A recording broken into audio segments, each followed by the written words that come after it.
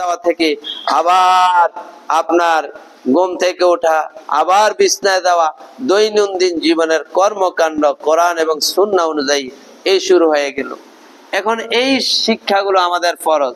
যেমন এই যে এখন আমরা নামাজ পড়ি, 5 ওয়াক্ত নামাজ পড়ি, 5 ওয়াক্ত নামাজের পরে দোয়া আদিয়া আছে কিনা, দোয়া কালাম আছে কিনা, আছে কিনা? তাহলে কতটুকু আমরা জানি আর কতটুকু বা আমল করি? আল আযকারু বা'দা সালাম মিনাস সালাহ, আরবে শায়েখের লেখা, স্কলার, এগুলা ছোট্ট করে তারা আমলের জন্য কি সুন্দর নাম দিয়েছে, হিসনুল মুসলিম। হিসনুল মুসলিমে মিন আযকারিল কিতাবি ওয়াস সুন্নাহ। এগুলা যারা আরবিকে ভালো নয়, আরবি ব্যাকরণ জানে না, আরবি ভাষায় পারদর্শী নয়, ওই ইমামরা এগুলা ট্রান্সলেট করতে পারবো না, কারণ এগুলা সব ভাষা হলো আরবি টু আরবি। এই জন্য উনি যে লেখছে, আমি দেখছি বিরাট স্কলার, প্রত্যেকটা দোয়ার পরে হাদিসের পৃষ্ঠা কিতাবের নাম রেফারেন্স দিয়েছে। আলহামদুলিল্লাহ বলেন। আল আযকারু বা'দা সালামি মিনাস সালাহ, নামাজের সালামের পরে কি দোয়াগুলো পড়বে? আস্তাগফিরুল্লাহ তালাতান, আস্তাগফিরুল্লাহ তালাতান, প্রথম আস্তাগফিরুল্লাহ 3 বার বলবে। আরেকটা হাদিসে আমি পেয়েছি, এখানে উনি আনেন নাই, ওখানে লিখেছে, সাহাবী বলেন আল্লাহ রাসূল নামাজ যখন শেষ করতেন, এটা আমরা বুঝতাম কিভাবে? বিতাকবীর, বিতাকবীর। তিনি সালামের পরে আল্লাহু আকবার বলতেন। অথবা আরেকটা ব্যাখ্যা লেখছে, তিনি দোয়াগুলো শুরু করে দিতেন, তখন বুঝতাম যে তিনি নামাজ শেষ করেছেন। তাহলে সালামের পরে 3 বার কি হবে? আস্তাগফিরুল্লাহ। এরপরে কি? আল্লাহুম্মা আনতাস সালাম ওয়া মিনকাস সালাম তাবারাকতা ইয়া যাল জালালি ওয়াল ইকরাম। বলেন আল্লাহুম্মা আনতাস সালাম ওয়া মিনকাস সালাম তাবারাকতা ইয়া যাল জালালি ওয়াল ইকরাম। কোন কোন হুজুররা ইয়া যুল জালাল পড়ে, জালের লগে আলিফ হবে, ইয়া যাল জালাল, কিন্তু উনি বলে ইয়া যুল জালাল। কেন? আরবি ব্যাকরণে কাঁচা, এখানে ইয়া জাল হবে কেন? ইয়া হলো হরফে নেদা, আলেমরা বুঝবেন যারা মাদ্রাসা পড়ছেন, ইয়া হরফে নেদা, তারপরে যে শব্দটা আসবে তার শেষ অক্ষর জবর হয়। যেমন ইয়া আব্দুল্লাহ, ইয়া আব্দুল্লাহ হবে না, ইয়া যুল জালাল হবে না, ওয়ার পরিবর্তে আলিফ হবে, ইয়া যাল জালাল। আল্লাহুম্মা আনতাস সালাম, আয় আল্লাহ তুমি তো শান্তির উৎস। সুবহানাল্লাহ বলেন না? আল্লাহর 99 নামের মধ্যে একটা হলো সালাম, তুমি শান্তি, শান্তি। ওয়া মিনকাস সালাম, শান্তি তো তোমার থেকে আসে। তাবারাকতা, তুমি তো বরকতময়। সুবহানাল্লাহ, তুমি বরকতময়। ইয়া যাল জালালি ওয়াল ইকরাম, এই মহত্বের, হে সম্মানের, মহা মর্যাদার অধিকারী আল্লাহ। হাদিসের রেফারেন্স হলো মুসলিম শরীফ 714 নম্বর হাদিস। আল্লাহু আকবার।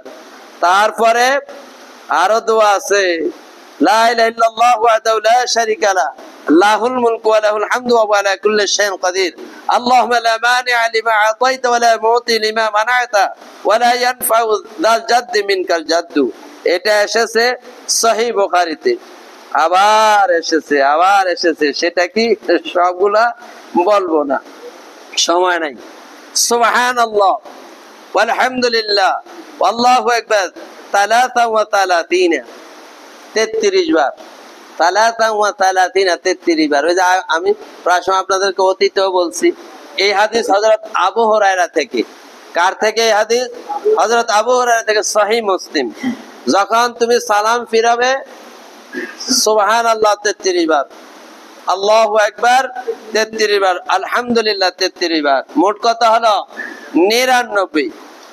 ওয়াকালা তামামাল মিয়া, এখানে এই হাদিসটা উনি জাস্ট এভাবে আনছে, ওয়াকালা তামামাল মিয়া, আর 100 পূরণ করতে দেয়া বলে লা ইলাহা ইল্লাল্লাহু ওয়াহদাহু লা শারীকা লাহু লাহুল মুলকু ওয়া লাহুল হামদু ওয়া হুয়া আলা কুল্লি শাইইন কাদির। আল্লাহু আকবার, আল্লাহু আকবার। এই আমলটা, এটা সহিহ মুসলিম।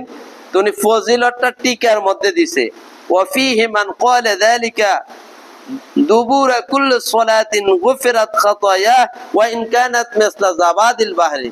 আল্লাহু আকবার বলেন। যেই ব্যক্তি এই আমলটা করবে, সে মুমিন পুরুষ হোক নারী হোক, গুফিরাত খাতায়াহু, তার সমস্ত গুনাহগুলি মাফ করে দেওয়া হয়। ওয়া ইন কানাত, যদিও গুনার পরিমাণটা হয় মিথলা জাবাদিল বাহরে, সাগরের বুদবুদ বা ফেনার সমানও যদি হয়, সেই পরিমাণ সগীরা গুনাহ আল্লাহ মাফ করে দিবেন। তবে মুহাদ্দিসিনে কেরাম বলেন, যদি এর সাথে তওবা করে কবিরা গুনাহও মাফ হয়ে যাবে। এটা তো এসেছে সহিহ মুসলিমে। আমার ভাইরা, আরেকটা হাদিস, আয়াতুল কুরসির আমল পড়েননি? 5 ওয়াক্ত নামাজের পর আয়াতুল কুরসি পড়েননি? আয়াতুল কুরসিটা অনেকেই জানেন না আপনারা। আয়াতুল কুরসি হযরত আলী থেকে, আলী রাদিয়াল্লাহু তাআলা আনহু থেকে হাদিস। আল্লাহু আকবার। ওতে লেখেছে বাদা কুল্লি সালাহ, এটা হলো প্রত্যেক নামাজের পরে, 5 ওয়াক্ত নামাজের পরে আল্লাহু লা ইলাহা ইল্লা হুয়াল হাইয়ুল কাইয়্যুম, এই যে এটা আয়াতুল কুরসি যদি পড়েন, আল্লাহু আকবার। এটা উনি হাদিস এনেছেন নাসাই শরীফের, হ্যাঁ, নাসাই শরীফের হাদিস। সেটা কি? এই আমলটা যদি করে, মান করাআহা দুবুরা কুল্লি সালাতিন লাম ইয়ামনাহু মিন দুখুলিল জান্নাতি ইল্লা আন ইয়ামুতা। এই হাদিস হযরত আলী রাদিয়াল্লাহু তাআলা আনহু থেকে, উনি বর্ণনাকারীর নাম দেন নাই অবশ্য, যেহেতু ছোট্ট করে লিখেছে, রেফারেন্স দিয়েছে।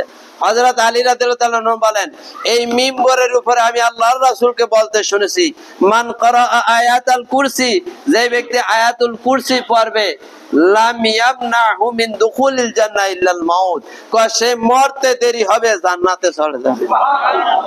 জান্নাতে যাওয়া আর তার মাঝখানে বাধা শুধু মৃত্যু। আল্লাহু আকবার বলবেন না? মানে মৃত্যু বরণ করলেই সে জান্নাতে, মৃত্যু ছাড়া আর কোনো বাধা নাই। সম্মানিত উপস্থিতি, এই যে সুন্নত গুলো, সময় তো কম, সব বলা যাবে না। আমি পিছনে অনেক জুমা আপনাদেরকে সংক্ষেপে বলেছি, এটার নামই তো হলো মুসলিমের জিন্দেগি। এভাবে যদি আপনি প্রত্যেকটা আমল করেন, আল্লাহ বলেন তাহলে আমলটা কবুল হবে, আর আমলটা কবুল হবে, তুমি আখিরাতে সফলতা পাবে, নাজাত পাবে। আর আল্লাহ রাসূলের সাথে, এটা তো সুন্নাহ, রাসূলের সুন্নাত অনুযায়ী যারা আমল করবে, লেখছে